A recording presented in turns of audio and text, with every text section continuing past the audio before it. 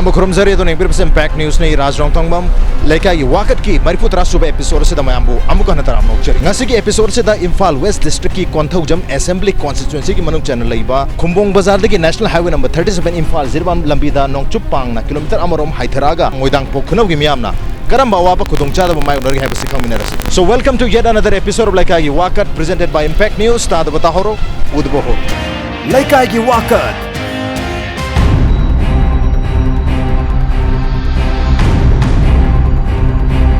Moidangpok Khunou gi hek haijen balam khai machin sida haitare water supply scheme gi male koi sing yana public hydrant amale ra hydrant sida koi isi missing jari che thang jagi che masi water supply gi sing moiduro natraga chumna gi sum dei ni oh machine to ro chingi ro chumna sum lakse ba koi sum pipe thadara kan da duga kan to ga ching ko sing dia mole man unta rai thang sana ba sin nei ro kai desina gi si thang sa sin de sing dia de lai ga thai koi water supply budi lai du chu yorok ti pipe to mo water supply je kai de lai gi si awang la kai Moidangpok si awang la kai de la mi hana de du hawai mama ngai de la mi kui re lak tab ka khai water supply scheme ji som dei phangam hauji kamong dei pi ne na pi raga hauji che phangdadana chahi manga taruk tara gi mamang dei water supply sing ji sungtak thak phangdre tara gi mamang dagi oh akhoi si ta seng na akhoi na si akhoi poki sidagi maning da poki ama leba sidagi akhoi na si pipe taro ko pusan jabai wani aduga akhoi water supply gi kano si akhoi sida phangdi fal jirbam lambi dagi hatare ko Khunou ta na changki bagi swai matik ki lambi se hek yeng matab kair ga suloi lere sigi condition da lambi phatna sembidna lere se kyam kuirage asi sahi manga tara sure yang kuire ado sigi ma tang da di nungdang gari ka sapasidi accident maya amaso mayok narabani ko lambi phatabani na sidagi sumsaki basina a makha sajiro ina ama lairi ko Khunou la to ga sibau sigi lambi sidi mayam ne yengbiraga dum khangani Leikai gi Wakat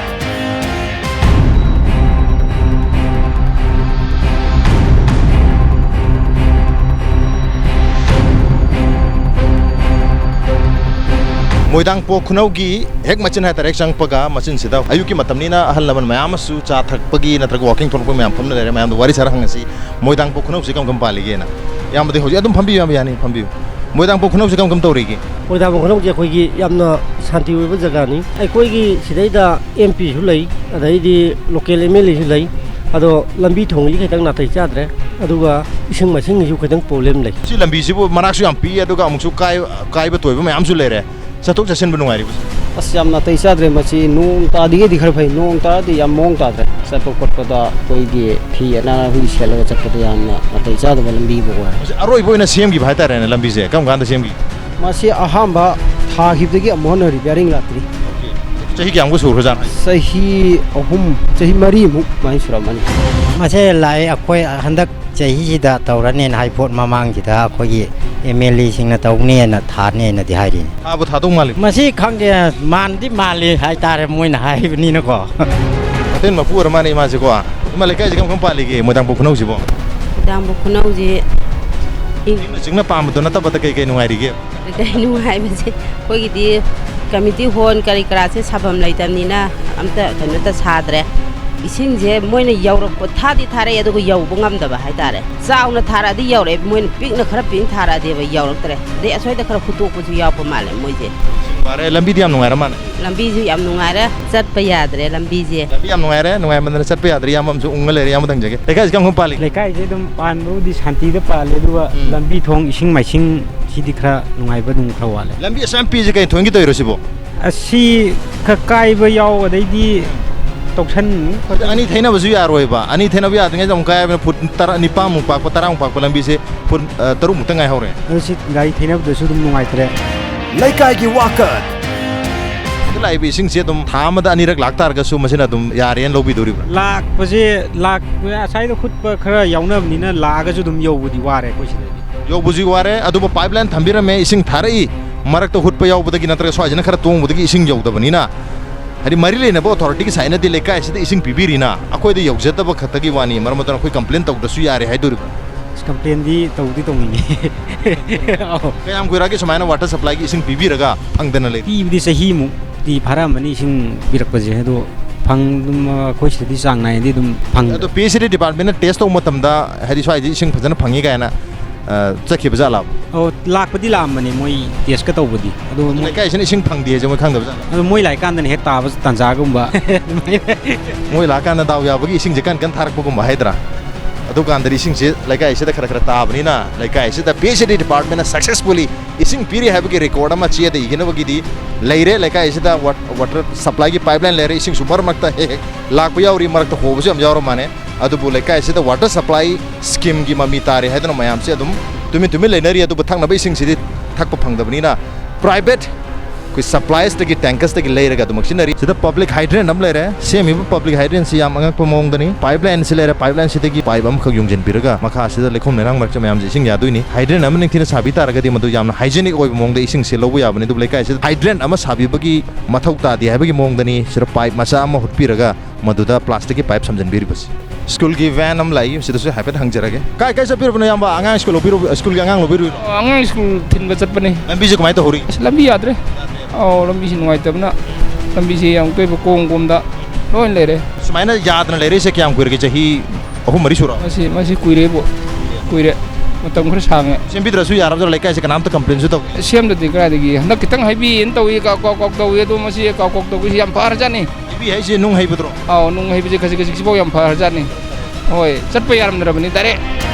ꯂꯩꯀꯥꯏꯒꯤ ꯋꯥꯀꯠ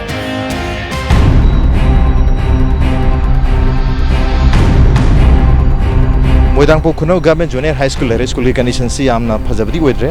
hana ariba construction lere mana si sinadre pungkai kair lere sona kanda kitang no ba haiga drasi jo ariba makhal ki construction ni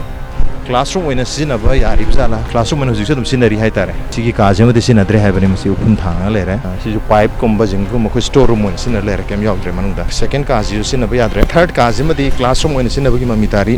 blackboard leri desk amadi bench ani leri hai tare adubu masi sinaba taragasu sizinadrabgi mongi mami ma taribna keno da masi ki thong jida hai tare solo mbada natana makhada nunga mana su ngasalaga lere nung ngai se masi thong si yada badagi nga poram dog su mali nunti hang thong sin tok taragasu thong si lolo matung da phaw maya kar lebni na masi nungum amna ngasalaga thingjenba mali ngalli bani na hai tare mapan da drivin school se hangri probably pung tara makada de hangdo mali अदुग school जी ओना कितन construction से फबा हाइगदरा फवदिना त्रे ceiling गाजी पुंगा इकायरबनी सिगे मेन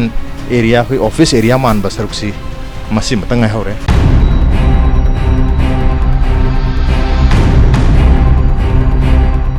स्कूल के एक मनिंग सिदा साइकिल की वर्कशॉप हाइतारे याममा थबक पाइबिरी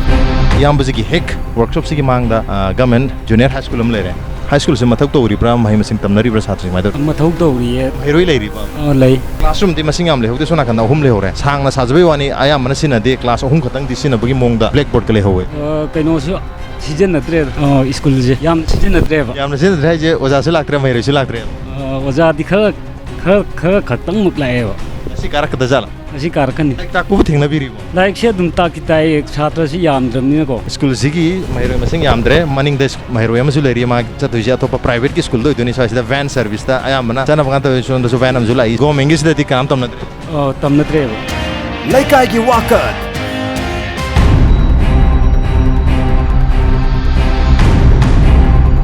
lambi se kamai to hori lambi phatre ba si aur ko si yang wan yore kyang ko sang si ong thorok hana kai thema bi bhauni ai chali se ado pukhai phara sangti pukhai hen changabni lambi se handak khangbo pharke dbai wara mamang do sudum swasum pharam da bazal mamang da pharam de asi kolas ha me mo ko kolas ha bi kolas mu ri kai re ang mele me ma je adana irena kolas thabi da mine ko kolas na men banate ba nung hajan bakata ne ba ya dum lambi se yadi adu kyam ko ke smani yad na le ri sahi ani hum di sure sahi ani hum phajal hai bani lekai gi lambi si maruina saji rok ta ki ba lambi hekrujam ta ki lambi si yam noitre aduga atopa Khunou gi lere khulaksing si jodumak koilas ti lerna nung bhawning tin thadri hai batar chero water supply scheme hai tare scheme digi lakpa ising se long nabagi ahoba amadi lere masi public hydrant ki mongdari sabitre makha jena khongban oi kari labuk ka samnagi mafum ni masi de ising yagaduri sini yamna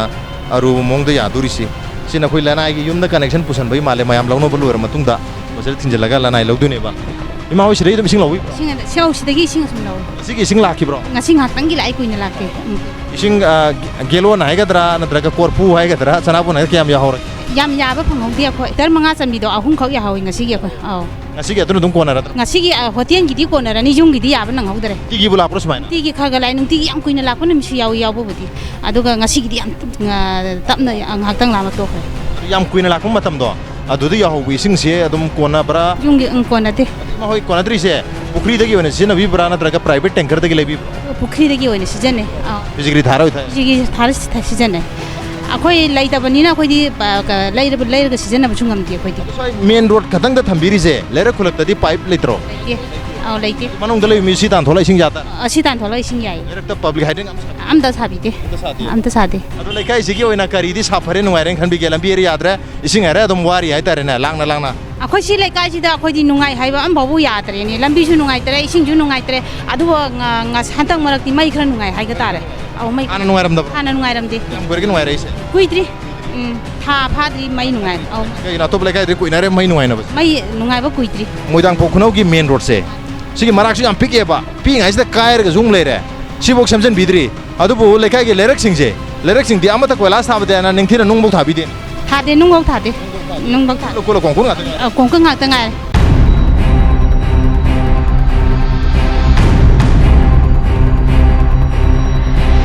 mang da pillar khara yunga me jese community hall sane dor me yon thalu ni yam gore ge se yunga thana mi jibo hakung gi da gi thap ne do kom chi lo chala ni ne ba ade ma khong ji yung lo san be waron da sa lo san be war ma thak chi ji jehi di loi dore ji jehi lo ge kum chi gi jehi je jehi di loi dore ba kam kan no sa lo san do ji kom chi gi jehi ji lo ga ju adi ma thang de sa ane ba kana sa bi no jibo kanu na mem bhan jo a men rot ne mayam sa si tho lo ya na bra ya nai ising lei dre do di lai dre khoi di ising je hojik te khoi awa bo moi ising je awa bam oi ma sina dia awa bo di hai si di awai khoi ising phade de ising buki lei bising je ising phade de ta to ti ising se ising je kin ya yam bo chi ne ba dina ya ba phang bo ni mi ti phang ya phang de bo ni ti phang de Leikai gi Wakat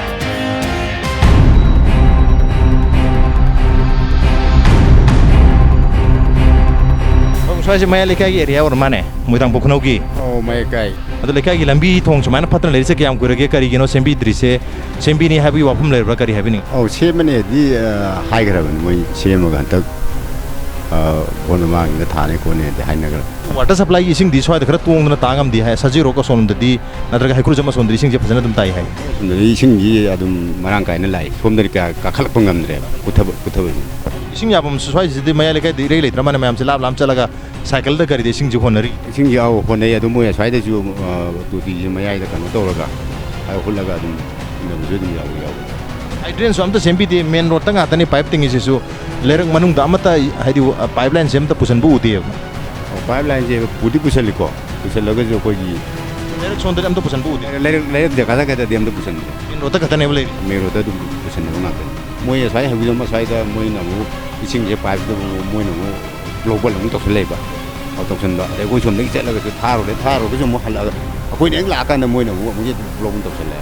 to se kai gi masi moi jaga do gi sing song na bani khang de mani khang de dau na an mai to na to pipe si da block to moi ne tingjal la ga moi jaga do gi mu tha na kan no hona ba ada ko ni so ke ma tam sing lang nam de swai yoi ba tongan water supply scheme ama Khunjau Khunou swai si pi na gi ama sabi bna phrai ra swai je khara su tuang mani sing se son de lak pangam de hai ma du de khwai gi base ni bai ana ko ji da ko tham ba du na di scheme ni de kin ba du na de khwai gi ko yi pa bai da yoi ba anak pada khara lam ju tong mani na Khunjau ga Khunou ga se Moidangpok Khunjau amadi Khunou ni se de sing se khara phang ba wai happening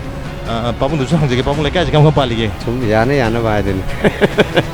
yana ba mayam se loina dum laiba mali lambi phatra ga su kanam ta complain to ba Leikai se mabuk yam phaba hai tare ne adum khangjal laga tumin dum laiba sembi ra phare sembi dra su phare habi mong da summa mi ta je hai tare ko jangjar kuda kari habi ne adum mangla Leikai gi wakalon koi na kan dia du sem na ba dia ko su kan na lambi thong gi ju tan di tan ri ko emeli hoi kari hoi de ko tan na ba de mo ju sem ge de hai adu mo ju mayam gi thabak ni ne het tàu dưới ra đó có tàu ra đó xin nghỉ mà tao nó hậu đấy giá tôi cái perata hay đấy lối chơi là mi có coi mỗi tháng mỗi water supply này số bom lề có chỉ được cá bằng ngầm để xin gì đáng ngầm để mà một cả mông đấy perata cái gì đó một coi awang cái sông cái jaga gì đó một dầu bằng ngầm đó mày xung mati hút tắt là cái này có coi nó pam này nó cầm mình nóiว่าhậu hai bên nào hay ba hai đứa sẽ làm cái gì có ngoài đâu có này ba rồi hai đứa thằng Việt Nam này na mai jaga hút tắt là làm gì na ꯑꯗꯨ ꯏꯁꯤꯡ ꯌꯧꯕꯗ ꯉꯝꯗꯕ ꯏꯁꯤꯡ ꯅꯨꯡꯉꯥꯏꯇꯕꯒꯤ ꯃꯔꯝꯁꯤ ꯑꯩꯈꯣꯏ ꯍꯩꯀ꯭ꯔꯨꯖꯝ ꯂꯣꯝꯗ ꯍꯥꯏꯇꯥꯔꯦ ꯍꯩꯀ꯭ꯔꯨꯖꯝ ꯁꯖꯤꯔꯣꯛ ꯂꯣꯝꯗ ꯏꯁꯤꯡꯁꯤ ꯊ꯭ꯔꯦꯠꯁꯦ ꯂꯩꯁꯜꯂ ꯊꯝꯈꯤꯕꯗꯒꯤ ꯏꯁꯤꯡꯁꯤ ꯁꯣꯝꯗ ꯂꯥꯛꯄ ꯌꯥꯗꯕ ꯃꯈꯣꯏꯒꯤꯗꯣ ꯐꯪꯍꯧꯔ ꯂꯣꯏꯔꯦꯅ ꯁꯣꯝ ꯊꯤꯡꯖꯤꯟꯈꯤꯕꯗꯒꯤ ꯁꯣꯝꯗ ꯏꯁꯤꯡꯁꯦ ꯂꯥꯛꯇꯕꯅꯤ나 ꯁ꯭ꯋꯥꯏꯒꯤ ꯃꯤꯁꯤꯡꯁꯤꯅ ꯑꯃꯨꯛ ꯆꯠꯂꯒ ꯃꯗꯨꯒꯤ ꯊ꯭ꯔꯦꯠꯇꯣ ꯂꯩꯊꯣꯛꯎꯔꯒ ꯏꯁꯤꯡꯁꯦ ꯂꯥꯍꯜꯂꯒ ꯍꯜꯂꯛꯄ ꯃꯇꯝꯗꯗꯤ ꯁ꯭ꯋꯥꯏ ꯌꯧꯔꯛꯄꯗ ꯑꯃꯨꯛ ꯊꯤꯡꯖꯤꯜꯂꯛꯏꯕꯗꯒꯤ ꯂꯩꯀꯥꯏꯁꯤꯗ ꯏꯁꯤꯡꯁꯦ ꯆꯥꯡ ꯅꯥꯏꯅ ꯐꯪꯗꯕꯒꯤ ꯈꯨꯗꯣꯡꯆꯥꯗꯕ ꯑꯃꯁꯨ ꯂꯩꯔꯤ ꯑꯗꯨꯒ ꯑꯩꯈꯣꯏꯒꯤ ꯄꯕ꯭ꯂꯤꯛ ꯍꯥꯏꯗ꯭ꯔꯦꯟ ꯑꯃꯠꯇ ꯁꯥꯕꯤꯗꯕꯅꯤꯅ ꯑꯩꯈꯣꯏꯒꯤ ꯗꯤꯄꯥꯔꯠꯃꯦꯟꯠꯒꯤ ꯁꯥꯏꯠꯇꯒꯤ ꯍꯨꯠꯄꯤꯔꯝꯕ ꯃꯈꯨꯟꯁꯤꯡꯗꯨꯗꯒꯤ ꯏꯁꯤꯡ ꯌꯥꯅꯕ ꯌꯥꯎꯔꯤ ꯑꯗꯨꯒ ꯃꯁꯥ ꯃꯁꯥꯒꯤ ꯑꯣꯏꯅ ꯍꯨꯠꯂꯒ ꯏꯁꯤꯡ ꯌꯥꯕꯗꯒꯤ ꯏꯁꯤꯡꯁꯦ ꯏꯀ꯭ꯋꯦꯜ ꯗꯤꯁꯇ꯭ꯔꯤꯕ꯭ꯌꯨꯁꯟ ꯍꯥꯏꯇꯥꯔꯦ ꯆꯥꯡ ꯅꯥꯏꯅ ꯃꯐꯝ ꯈꯨꯗꯤꯡꯃꯛꯇ ꯌꯧꯍꯟꯕ ꯉꯝꯗꯕ Leikai Wakat.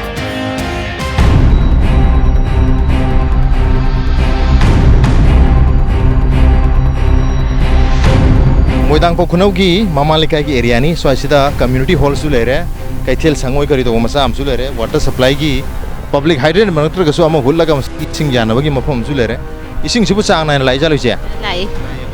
oi na khara kutha bro kha kutli ason na maya Leikai rom da di khara ising si phangna da mane khitang tong bune sai da amam da su lakti hai ba lakte oi de dum phajana phangi ba phajana phangi hore numita bo dum ta to ni si numita bo dum sun le to bida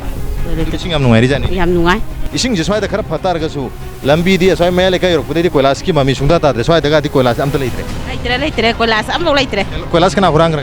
masi ising na dai di gari ni mi sepada adum ji ising am chawon ro swai ising je khwang yo chawra kai ri ba yam ising chaw da yam kai ising toi chawon bani na masi semba kana de kai khali jala khang de madu na khali bra de chem do ba mi jing thau cha bi di ra sai jing jen ba khara wat ti barak su pik pa hai tare ne ari ani thena basu ya de na gari so bola ko de su tara ga loi tha dale koi pabung ama satrang sanari adar che sani pabung nang je pabung Moidangpok Khunou je lambi se thina nungai tre hai tare yam phajana masi sungsem sembidana sigi mong se dum public na war so wana khangjar so noina man thadok piri se kari hai bining ko sidi yamna nungai ta ba film da lai bina public na di masi smasum lai ra ge hai pati na te ado sarkar gi oi pa local MLA oraga jo adagi koi labdam sigi mioi bu puri ba koi VIP kambu oraga masi lambi di PWD gi oraga masi gi site gi di lambi sem nenge ado masi sem da ba chine miyam gi kudung thi ba communication wat pa ado ba film da lai banina siam na danger oi ba hadi accident lambi gi accident oi ba ola masu he oi lambi pata ba sina lambi di koi pha ning Khunou boi mo awa bana pithale lambi thom yam na sala uri singai ko film sida dum ko MLA su sembidre MP no su sembidre si film no ni sai dari ising je ning chine tare hai auto ti gira auto ti gi di phana tare adu mase ko ising chau tho kan ko sorok si de phulamani wang ising chele adu kan dari ising to ti ising ju phang drem ta to ti ising ju phang drem bo san gi adu marmak ta sonda ko gi saji rok side ta natra hegurjam side ta na ising gi threat to mogi junction box sa nga laisal la thamgi ba asonda laisang ragdi soni ising ta di ai sumi sumi adini asonda laisal la gadi ada masida saukidar guma laita banina ko kanam ni mina la bukan pala la la terkan sulala Leikai Wakat.